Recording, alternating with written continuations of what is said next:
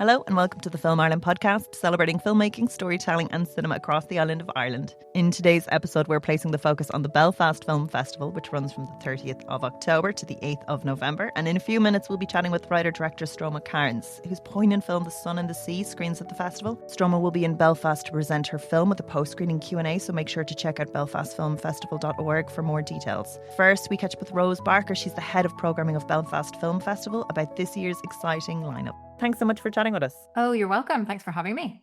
Great. So you're in the middle of getting everything ready. It's about to start very, very soon, getting very busy in those offices. I was wondering if you could give us a little bit of a rundown of what to expect from this year's festival. Oh, absolutely. So I'm really excited for the festival this year. We've got a really great lineup. We're opening with Lynn Ramsey's Die My Love, which we're absolutely excited to have. It is the cinematographer, of course, is Oscar nominated Seamus McGarvey, who's a Northern Ireland man. So we're really pleased to have that as our opener. We're closing with Saipan, Lisa Barstasa and Diane Labourne's latest.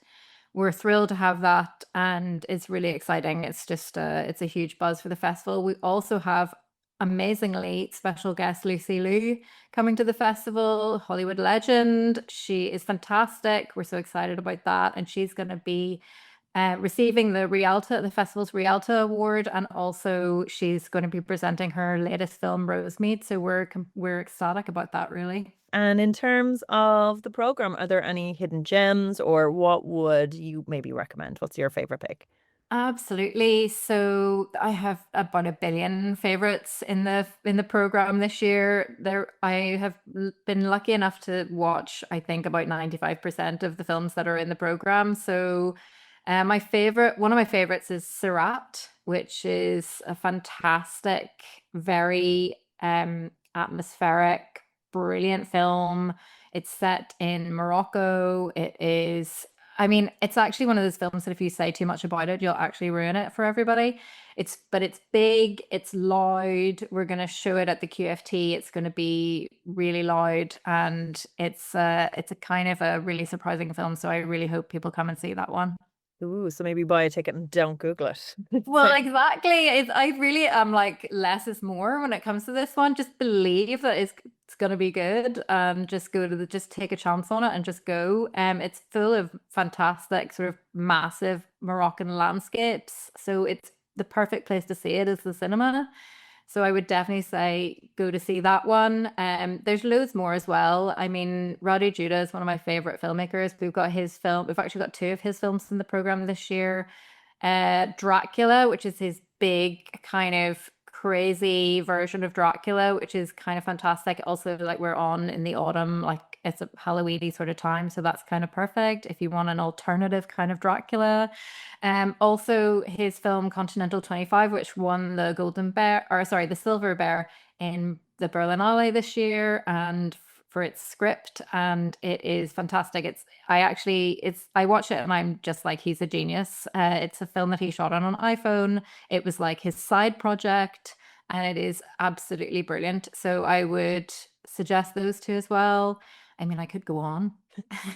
But so they're the top. There's plenty in the program. I was just wondering in terms of then maybe like events.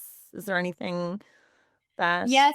Well, I mean, our favorite events always is the quiz. Like we do a festival quiz every year. It's always really good crack. Like it's going to be brilliant. It's again, it's being hosted by Normal Cinema Club and Best Boy Magazine, so that's going to be really cool. Other events we have various like sort of TV events. We're actually showing a 23-hour film which is called A Bunch of Questions with No Answers. It is about all the questions posed to the State Department in the White House press briefing room from the beginning of October 2023 all the way to the end of the Biden administration. And we're having an event on that, which is a panel of journalists discussing the film itself, and also, you know, the sort of journalistic side of the genocide in Gaza. So that's going to be a really interesting, really kind of deep dive into like various topics, but that's going to be really great. events wise, we also have or we usually work with the Northern Ireland Screen Digital Film Archive every year, and also BBC Northern Ireland's archive. And we create a sort of audiovisual kind of experience through archive, through our sort of audiovisual heritage here in Northern Ireland, which is quite unique. So we do that in a really fun way, and we're focusing on a sort of a historical figure from TV who was on both channels. So that's UTV and BBC Northern Ireland. So he's called James Boyce, and it's called the Battle of the Boyce. So we're actually having like the two channels kind of doing a kind of a face off. So that should be good as well, and it will be really good fun. And so yeah, so we've got some like loads of different kinds of things. You know, there's a lot on. And if someone hasn't been to the festival before, what would be the thing that maybe you'd let people know? Like, is there any, events or places or gatherings or anything like that that you'd definitely recommend people go to meet people or to find fellow film fans?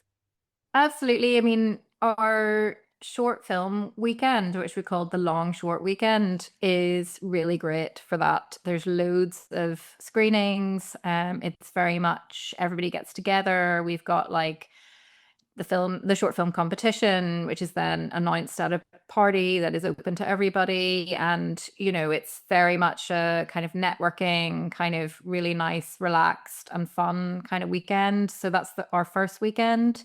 And yeah, so I'd say like if you wanted to go to something and meet people and hang out, that would be a really good thing to go to. Any one last final surprising film, maybe that people mightn't have clocked before or seen many other places that you would suggest that they should go to? I guess I'm really excited for Ben Wheatley coming. He's bringing his latest film. It's called Bulk. It is definitely surprising. It is another kind of lo-fi, but like really, really great, really well crafted film. And yeah, it's full of surprises. And he's actually going to be with us to present the film, and he's going to be chatting about it afterwards. So I would say that would be a great one as well. Oh, brilliant. So everyone will have to go get their tickets. Thank you so much for chatting with us. Thank you. Now we're delighted to welcome writer-director Stroma Cairns, whose debut feature The Sun and the Sea is screening at the festival. So thanks so much for chatting with us. No, thank you. I'm really excited to talk about it. It's my first podcast. So before we get into the journey of the film, I was wondering if we could go into your creative backstory. So you have some fantastic shorts and you directed series and documentary, but I was wondering if you could tell me a little bit more about getting into that space and your career to get up to this point. Where to start? I went to uni and I studied film at university in Falmouth in Cornwall. And it was quite a essay heavy course. So there was a lot of sort of theory and like watching films and kind of getting into the history and the politics of film, which was great to get like a learning and education around that. But I felt a little bit frustrated because I wanted to do more practical. So in the last year, it was great because we got to make a film. So I made a short, my first short, which was actually a documentary about my father's fashion brand. And after that, when I graduated, I had that film and I sort of went to commercial production companies and music videos, people who did music videos. And that kind of got me in the door that I had this short and they were interested in it. And it kind of proved that I could direct. And yeah, from there, I did some music videos. And then I felt like I could never really come up with an idea that fitted what the music industry needed in terms of like an abstract idea.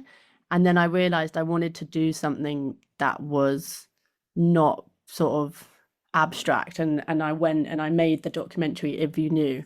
That frustration of like not being able to like get the job kind of pushed me to do a documentary and make something very personal, because I realized that's kind of why I make films is it's always very personal. But yeah, that short If You Knew, I mean, led me to the feature today, The Sun and the Sea, because the twins in that documentary are in this film. And then in between, I've done some television as well. So I've done a bit of everything, but it feels really great to have a feature that is so personal. Yeah. Part of your journey as a creative and like really putting yourself into your work. I was wondering maybe if you could tell me more about like that reflex into how you develop a project, like in terms of, is it that you're just hungry to make the next thing and then an opportunity comes up and you sort of grab it, or are you constantly thinking about the project before it comes into fruition? So with this film, um, it happened in lockdown, and we were like in lockdown. I was with my family. I was with my mum and my brother and my sister, and I knew I wanted to make a feature eventually, and I needed an idea, and I felt a bit stuck with what to do. But during the lockdown, I was filming my family all the time. And I actually ended up making a series of my family in lockdown, and it became something, a way of expressing myself. So that like inspired me. I think I sometimes need to be doing something to be inspired. I find it difficult for an idea to come to me just sitting around. Um, and I made these films, and then me and my mum in lockdown were talking a lot about how it would be great to make a film in Scotland, and that's where our family are from, and we spent many summers there. And it was actually her idea to to really take the twins from If You Knew, the short that I did, and to make a feature with them in it and my brother in it, because I've been filming my brother so much. It's interesting in that your family are so open to being recorded. Was this something that like you had to kind of work with them on, or is it, they're like, I mean, obviously your mom's involved in the creative process, your brother's involved with the creative process. Like, is this something that they're hungry for too, or is there convincing? I think we're all quite hungry to be creative, and I think it's more collaboration, definitely. In lockdown, when I was filming them, Jonah, my brother, was a little bit hesitant once I started putting them out into the world, because it's very vulnerable. But then I think, he understood, there's no conversation, but I think he understands, because he is creative as well, that these are, especially in the time in quarantine, were like connecting with people. And he would laugh at them too, because they're funny, and so he understood it. But we've always, like when he was 16, I filmed him, and I made a little short about him and his best friend, who is also in the film now. Yeah, that they make their own work. My brother makes his own shorts. I film him doing presenting, like he does like comedy presenting, and I really enjoy helping him do that. So it kind of works, and then mum was a film producer when I was growing up, and she's been very inspiring to us, and always kind of encouraged us to be making stuff, whatever that is, whatever we love doing. It didn't have to be film, but it turned out to be. And what's her background that she produces as well? Well, she produced 24/7 by Shane Meadows um, in the 90s. And after that, she took a bit of a break. But behind the scenes, we've always been collaborating. Like, she's an amazing writer, and she came up with the whole story of this feature and was the writer, and I co-wrote it with her. So it's she's just always been, we've just always talked about ideas, and it's kind of was going to always happen that we were going to start a company and make films together. Watching your previous work with audiences and them like it being received, and what has your experience been during that process? Like, do you like if it's for something that's so personal and close to your heart, then to like that act, and when you're working on it, it's this project, but then that act where you are like, this is the final thing, is that a kind of harder step, or is it a relief? I feel like it's always different. It's definitely been like a kind of strange process to go through, especially as us as a family with this film. There's been a lot of anxiety, I think, when going to show it to audiences, because it is so each of us, it's all of us, it's our whole family. So it is a strange feeling. I think I do enjoy it at times, and it just feels like home, like watching a bit of home, but it is scary, and I think I've learned to not actually be in the screenings, and it's quite rare, I realise, that directors would sit in, and I've learned that now. I think I'd rather not be there while it's happening. But there has been some amazing screenings where people come up to you straight away afterwards, and you get that instant reaction, and that's amazing to connect with people. Then writing the script, for someone whose process is so organic and part of the flow, what's that like with your mum? How does it work? Like, are you doing a draft? So, well, we came up with the idea, and Mum sort of had this rough outline of a story. And to be honest with you, it took me a bit longer to actually get completely on board, because I think she saw it really clearly and I didn't quite see it yet. And we now have talked about it, and the reason that I didn't see it or get kind of going straight away with her was because I was so close to the kind of character that Jonah was playing, and like I had gone through a lot of the similar themes that are in the film I've gone through, and I think there was a resistance. So it's been it was a challenge emotionally for me to like go through the whole journey of it. So at the beginning it was a bit like, okay, I can see where you're going, and then once I did get on the train with her, we just sent the script back and forth to each other. So like I do a bit and then I just send it over to her. So it literally was just emailing it back and forth. But it did grow very organically. We had an outline and then we kind of just adapted it. And we didn't always have my aunt who's in the film in it. That kind of became much later, and it kind of just became more and more personal. We didn't actually know it was going to be that personal. And talk to me as well about writing Charlie and bringing him in as a deaf character, and his experience, because it does feel like very much an ensemble piece. Yeah. We well, because I'd made the short with Connor and Lewis, who play Charlie and Luke. I've known them for like 6 years.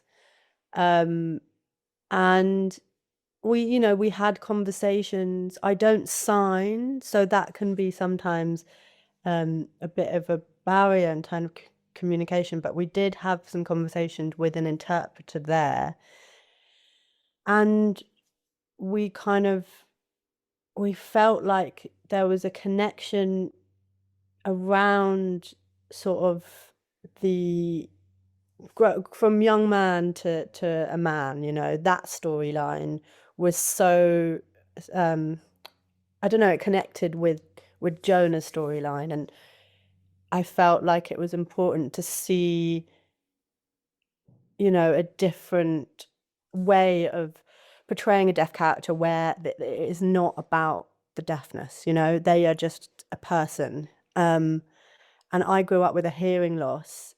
It's not moderate, but I really craved seeing hearing aids on screen, and it was just like not a big deal. So that came from me personally, and then you know when I expressed that to Connor, he really got it, and was really excited to be a part of it. And yeah, it was a great collaboration. Brilliant. And tell me about the shoot. How long was it? what was the prep for it like? So we shot for like 5 weeks. It was a very horrendous weather. Like even everyone up in Scotland were like, "This is bad." We shot in the summer. It doesn't look like it, and they were like, "Yeah, this is bad for us." I don't know what's going on. So it's sort of like storms and like torrential rain a lot of the time.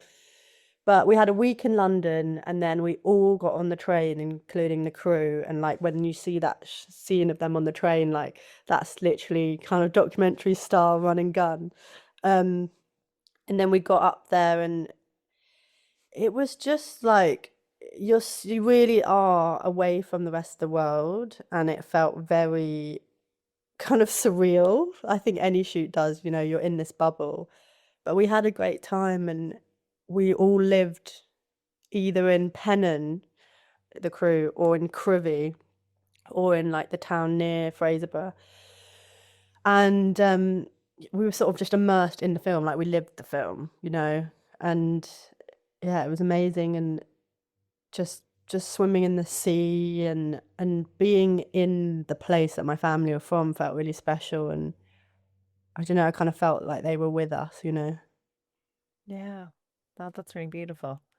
And when you guys wrapped then, were you looking at the footage the whole way through, or what's the edit like? Do you know what scenes are going to cut together, or are you sort of finding that at that point as well? We had an assembly editor throughout the shoot, which was really helpful. And I've not like relied on that and called my editor a lot.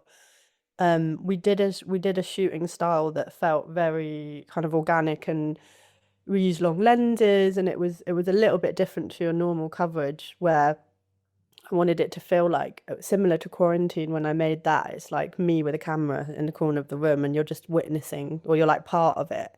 It's not like an internal experience. You're like watching it happen.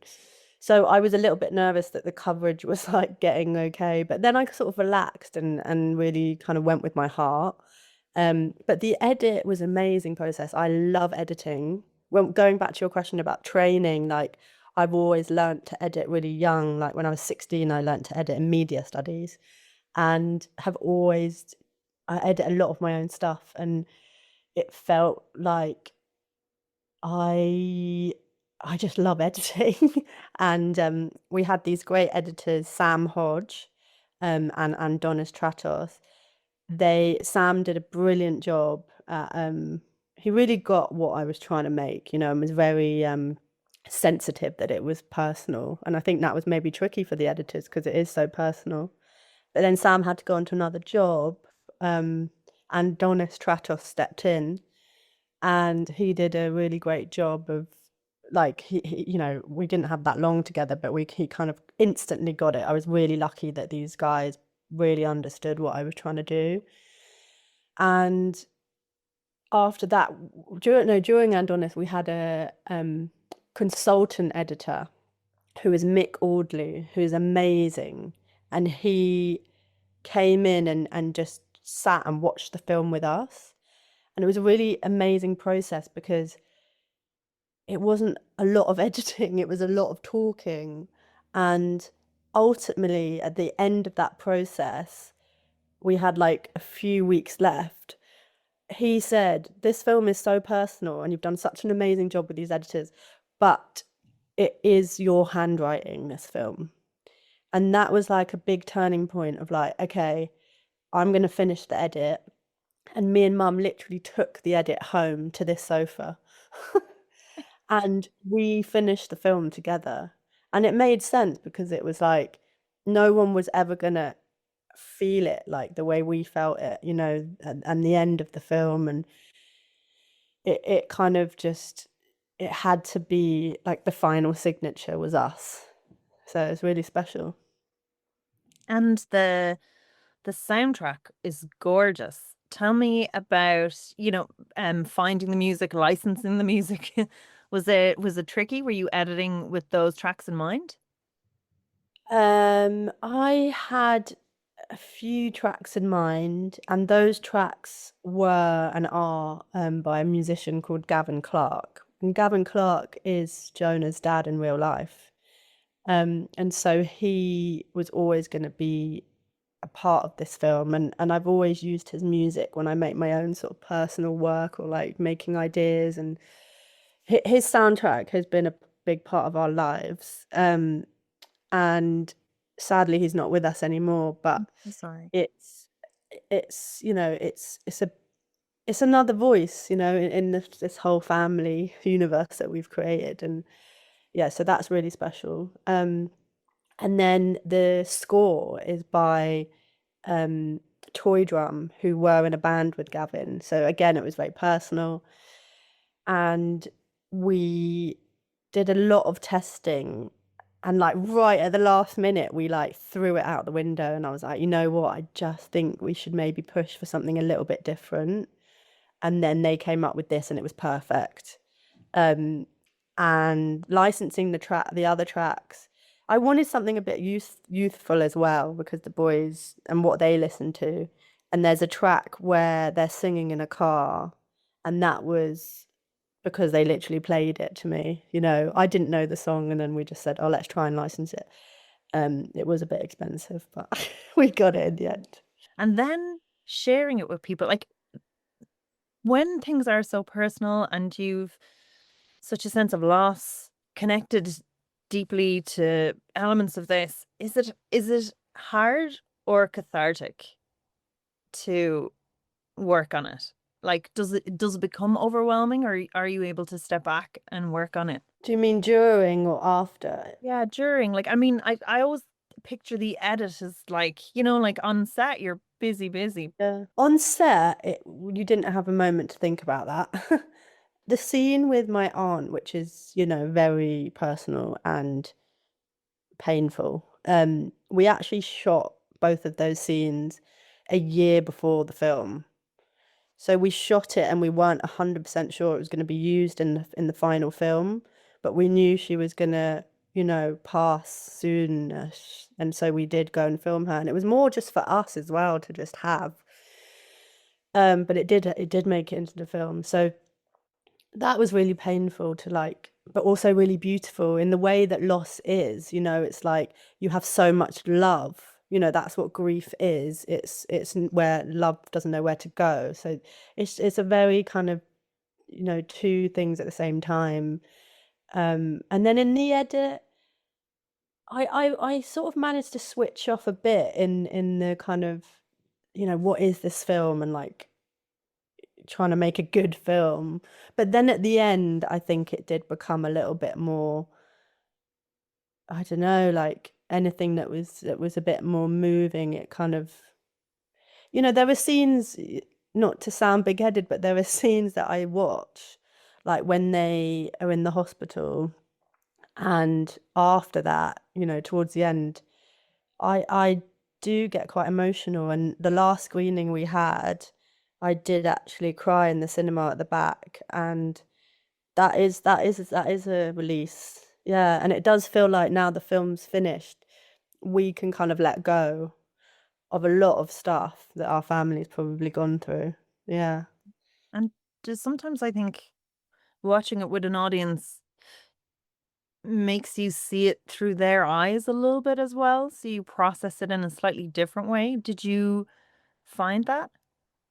Yeah, I did, especially when you hear like noticeable sounds of like feeling something, like even if it's a laugh, or like I do remember in San Sebastian Film Festival, I was really anxious, and I was like, you know what, I never look around. I'm going to look around, see what everyone's doing. And there was a woman who was crying, and it felt like whatever like difficulty we've had through the shoot, or, in terms of real life to do with this, it does connect with other people, and that's all that we wanted. And yeah, it's quite a surreal feeling, because you don't think something so personal will relate, because it's so your family, but it is amazing to see when it does. Yeah.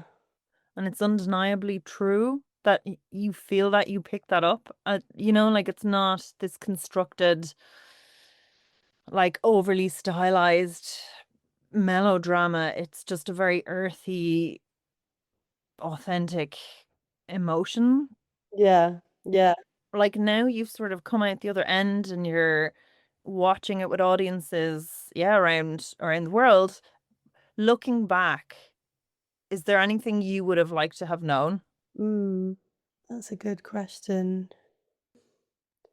I think I would have liked to have had a bit more trust that, it's all going to come together in the end. I think that's what you need the most when making a feature or a long project, because it's so, anxiety inducing, because you're like, it is thinking ahead, and anyone thinking ahead in life, it can become a bit stressful because you're like so fixated on the result.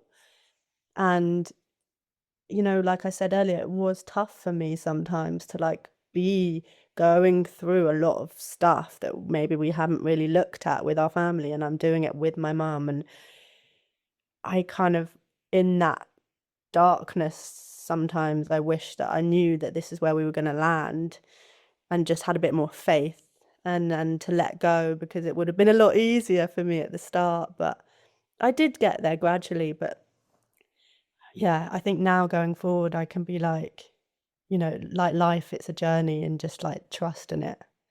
And have you deciding on your other projects so far? Like, do you need to take a breather or are you enjoying your festival journey?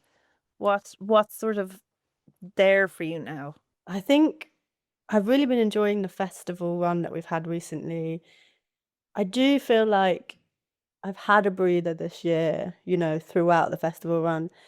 I'm definitely ready to get back into writing again. Like yesterday, I sat down and had a little bit of a writing session, but lots of ideas.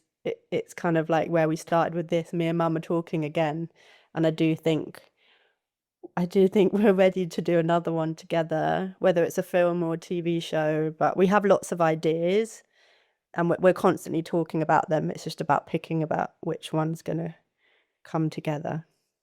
And do you think like sometimes a project has a life of its own? Like that it sort of in a way you lead it, but in a way it leads itself. 100%, yeah.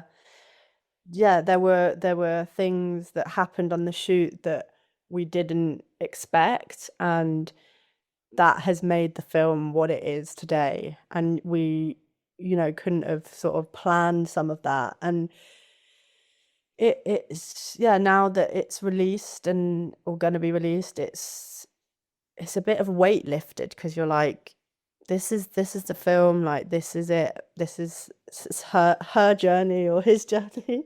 Definitely, I think it's nice to not be it's so in control of it. Because it's magic sometimes. Like there's just that like crackle in the air of just something like more underneath, I think.